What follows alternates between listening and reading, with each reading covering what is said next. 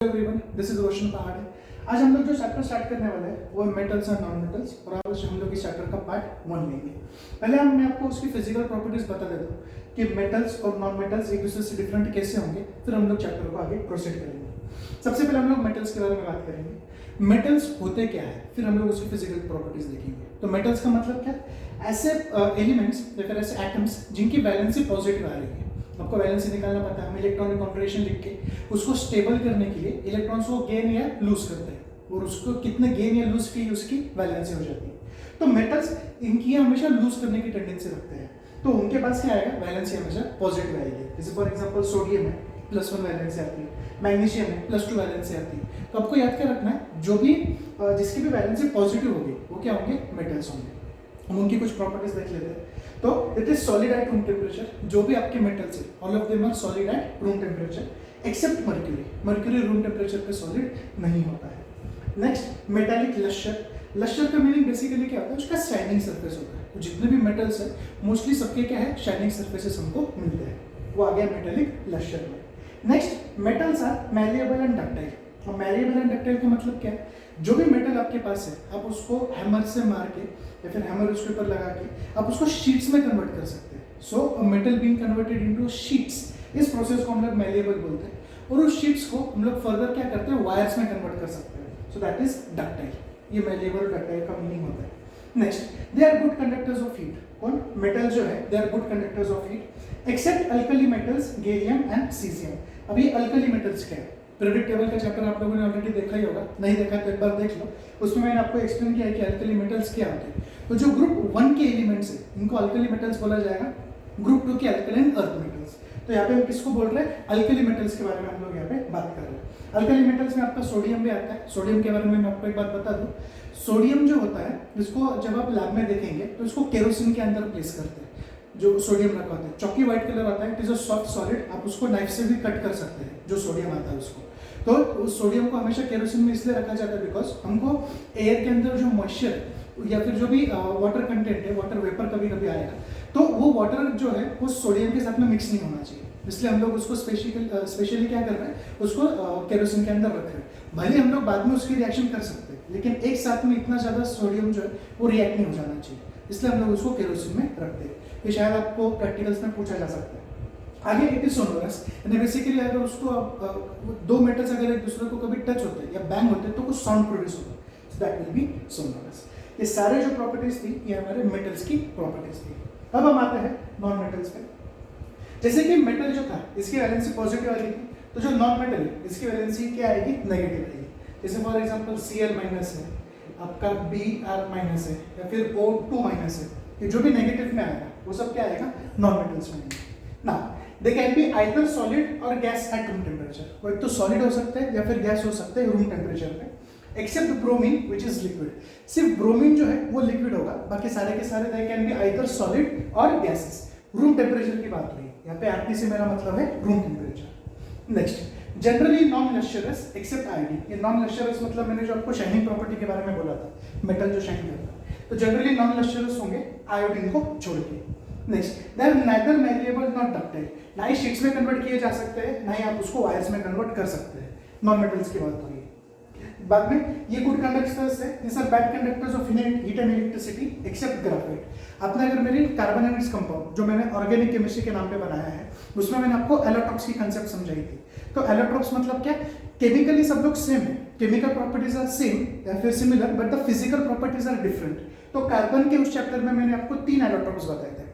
One is diamond, the other one is graphite, then the third one is fullerene. तो graphite के बारे में मैंने तब भी बोला था, it is used in electrodes. Electrodes basically हम लोग ऐसा इलेक्ट्रोलाइसिस की जो प्रोसेस है उसमें हम लोग जो इलेक्ट्रोड्स का यूज करते हैं, एनोड एंड कैथोड। जनरली ऐसा बोला जाता है कि it is made up of carbon, but to be precise it is made up of graphite because it is a good conductor of electricity. तो यहाँ पे हम लोग तो सारे मेटल्स को नॉन बैड कंडक्टर्स बोल रहे हैं, लेकिन ग्राफाइट को छोड़ के, वो एक एक्सेप्शन आपको याद रखना है। And it is generally soft except diamond. Diamond भी मैंने आपको उस लेक्चर सीरीज में बोला था, diamond is the hardest substance known. उसका जो मेल्टिंग पॉइंट है that is around 3500 degree Celsius. किसी बुक में 3550 डिग्री सेल्सियस ऐसा दिया है। आप कंसिडर कर सकते हैं 3500 डिग्री सेल्सियस के ऊपर ही डायमंड जो है इसका मेल्टिंग पॉइंट आता है। तो यहाँ पे हम लोगों ने क्या कर लिया, फिजिकल प्रॉपर्टीज मेटल्स और नॉन मेटल्स की यहाँ पे देख ली है। ये आगे पूरे चैप्टर में हम लोग को रहेगा, तो इसको आपको अच्छे से याद रखना है। जो नेक्स्ट हम लोग इसमें देखेंगे वो अभी इसके केमिकल प्रॉपर्टीज हम लोग मेटल्स के स्टार्ट करते हैं। फिजिकल प्रॉपर्टीज देख ली, अब केमिकल प्रॉपर्टीज को स्टार्ट करेंगे। First chemical property, reaction with oxygen. तो मेटल जब भी ऑक्सीजन के साथ में रिएक्ट करेगा वो एक मेटल ऑक्साइड प्रोड्यूस करता है। जैसे for example Cu + O2 will give CuO। अब ये प्रोडक्ट कैसा है, क्रिस क्रॉस मेथड। तो आपके पास क्या था, Cu + 2 था, वो क्या है -2 है। क्रिस क्रॉस करके आपको फर्स्ट स्टेप में क्या मिलता है, Cu2O2। बेसिस से मैं उसको डिवाइड कर पाऊंगा तो CuO, तो मुझे क्या मिल जाएगा यहाँ पे CuO। सिर्फ ये 2 टाइम्स था, इसलिए बैलेंसिंग के लिए मैंने 2 का कोएफिशिएंट यूज किया। तो अब मुझे यहाँ पे बताइए इसका प्रोडक्ट कैसे बनाऊंगा मैं। Al + O2 will give Al2O3। इसका प्रोडक्ट कैसा आएगा, एल्यूमिनियम क्या है +3 की वैलेंसी है, ऑक्सीजन क्या है -2 का वैलेंसी है, क्रिस क्रॉस कर दो क्या दे देगा Al2O3। तो मुझे क्या मिल गया Al2O3। बाद में फिर आप बैलेंसिंग के लिए डिजिट्स यूज कर सकते हैं। ये तो एक टाइप हो गया। दूसरा एक एम्फोटेरिक ऑक्साइड्स होते हैं इसमें। अब एम्फोटेरिक ऑक्साइड्स मतलब क्या है, सबसे पहले तो आप समझिए यहाँ पे मैंने MOB लिखा है, मॉब। MOB से मेरा क्या मतलब है, मेटालिक ऑक्साइड्स आर बेसिस। ध्यान से सुनिए, मेटालिक ऑक्साइड्स जो भी है that will be basic in nature. अब ऐसे कुछ सब्सटेंसेस है ऐसे ये MOB में which react with acids as well as bases to produce salt and water।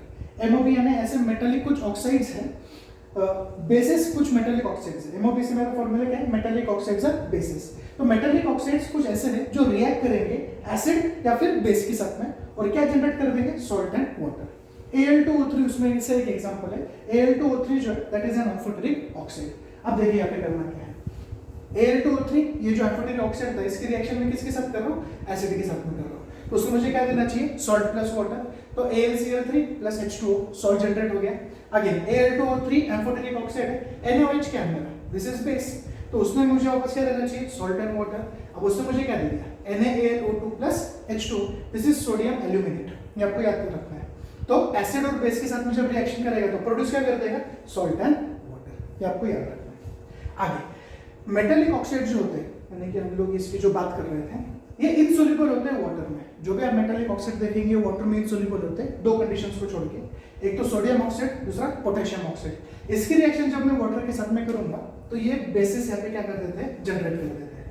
तो Na2O + H2 आपको क्या मिल जाएगा, NaOH, देन K2O + H2O आपको क्या मिल जाएगा, KOH। तो ये सारे properties with respect to oxygen आपको याद रखना है।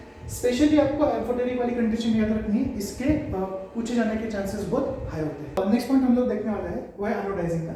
सो it is the process of forming a thick oxide layer of aluminium. Aluminium का एक थिक ऑक्साइड लेयर आपको बना देना है। That makes aluminium metal resistance to further corrosion.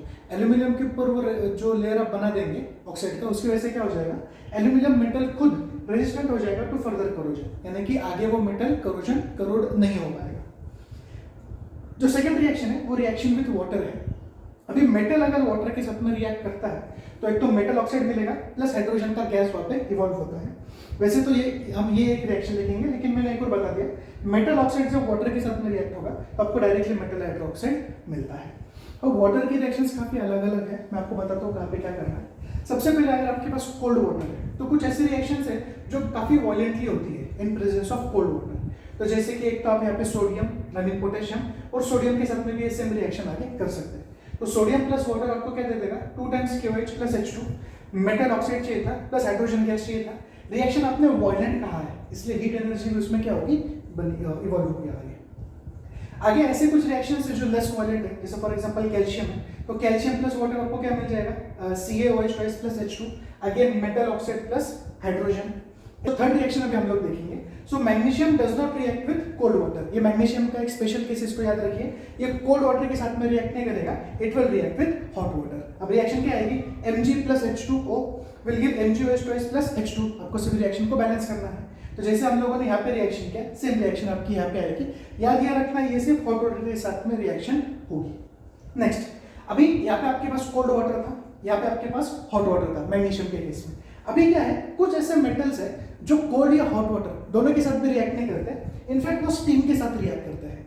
अब देखिए Al + H2O, लेकिन मैंने गैस लिखा है बिकॉज यहाँ पे मैं स्टीम का यूज करूंगा। सो that is Al2O3 + H2। Next, Fe + H2O will give Fe3O4 + H2। बाद में आपको इसको बैलेंस करना है। एक और बात, ये जो केस था हमारा कैल्शियम और मैग्नीशियम वाला। यहाँ पे बेसिकली होता क्या है कि इसके जो सब्सटेंसेस हैं ये फ्लोट करने लगते हैं। हाइड्रोजन गैस इवॉल्व होने की वजह से यहाँ पे जो सब्सटेंसेस फॉर्म होंगे या क्या हो जाएंगे, फ्लोट करने लगेंगे।